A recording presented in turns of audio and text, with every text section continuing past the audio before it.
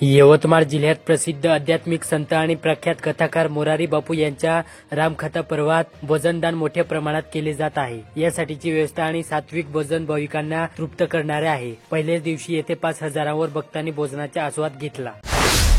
उमरखेड तालुक्यात नगर परिषदेने पर्यावरणपूरक गणपती विसर्जनाकरिता महागाव रोड येथील जे.के. महेश्वरी खुले नाट्यगृह येथे 3 कृत्रिम तलावाची निर्मिती केली होती। कृत्रिम तलावामध्ये शहरातील 729 गणपती मूर्तीचे विसर्जन करण्यात आले। दिग्रस तालुक्यात यंदा पोलीस प्रशासनाने नागरिकांच्या विरोधामुळे गणेश मिरवणुकीत तमाशा कलानृत्य सादर करण्यावर बंदी टाकली होती। मात्र बंदी झुगारून दिग्रस शहरात कलानृत्य सादर करीत मिरवणूक काढण्यात आली। पुसद तालुक्यात नवभारत साक्षरता अभियानामुळे प्रौढांमध्ये शिक्षणाचा उल्हास दिसून येत आहे।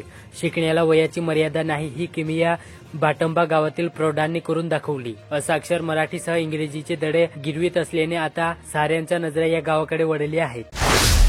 मारेगाव तालुक्याच्या चाफेर गेल्या काही वर्षांपासून बिबट्यांचा संचार सुरूच आहे।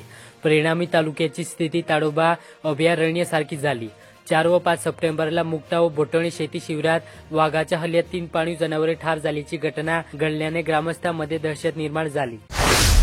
बोटणी येथील शासकीय माध्यमिक व उच्च माध्यमिक आश्रम शाळेत शैक्षणिक गुणवत्ता विकास कार्यक्रमांतर्गत नवचेतना अभियानचे उद्घाटन करण्यात आले।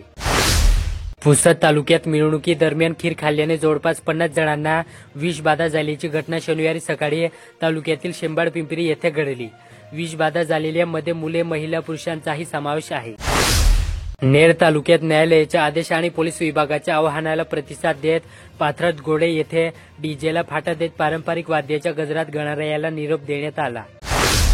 दारव्हा तालुक्यात हरू येथील वसंत विमुक्त जाती प्राथमिक माध्यमिक व उच्च माध्यमिक आश्रम शाळेत भटके विमुक्त दिन साजरा करण्यात आला। समाज जागृती, आरोग्यदायी उपक्रम, वृक्षारोपण आणि सांस्कृतिक कार्यक्रमाच्या माध्यमातून हा दिवस विद्यार्थ्यांसाठी प्रेरणादायी ठरला। नेर शहरात गणेशोत्सवाच्या समारोप विसर्जन मिरवणुकीच्या माध्यमातून उत्साहात व शांततेत झाला। विशेष म्हणजे संपूर्ण शहरात डीजे मुक्त मिरवणूक करण्यात आली। यामुळे कोणत्याही प्रकारचा गोंधळ अथवा वाद न होता शांततेत विसर्जन पार पडले।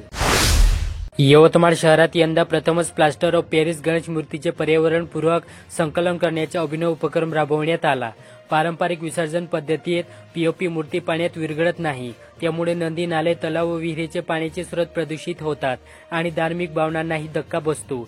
या पार्श्वभूमीवर येथील नगर परिषद व विविध सेवाभावी संस्थांच्या आवाहनाला गणेश भक्तांनी उत्स्फूर्त प्रतिसाद दिला।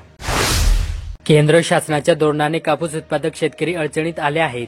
अशा स्थितीत राज्य शासनाने कापूस उत्पादक शेतकऱ्यांच्या पाठीशी उभे राहणे आवश्यक आहे। मात्र अजूनपर्यंत राज्य शासनाने कापूस खरेदीचे कुठलेही धोरण जाहीर केले नाही। यामुळे कापूस उत्पादक शेतकरी अडचणीत येण्याची शक्यता आहे। यवतमाळ जिल्ह्यात सातबारावरील मैतांच्या नोंदी कमी करून त्या जागेवर जिवंत वारसांच्या नोंदी घेण्याची मोहीम महसूल प्रशासनाने हाती घेतली। या मोहिमेमध्ये मैतांची नावे कमी करण्याचे काम हाती घेण्यात आले। जिल्ह्यातील 8,000 सातबारावर मैतांची नावे अजूनही कायम आहेत। हे नावे काढण्यासाठी प्रक्रिया करण्याचे काम सुरू आहे। यातील 7,000 नोंदीवर जिवंत वारसांची नावे कार्यान्वित करण्यात आले आहेत। महागाव येथे अंधश्रद्धा निर्मूलन समितीच्या तालुका शाखेची कार्यकारिणी जिल्हा कार्याध्यक्ष रुपेश वानखेडे यांच्या उपस्थितीत गठीत करण्यात आली। अध्यक्षपदी जयश्री नरवाडे तर कार्याध्यक्षपदी गजानन वाघमारे यांची निवड करण्यात आली।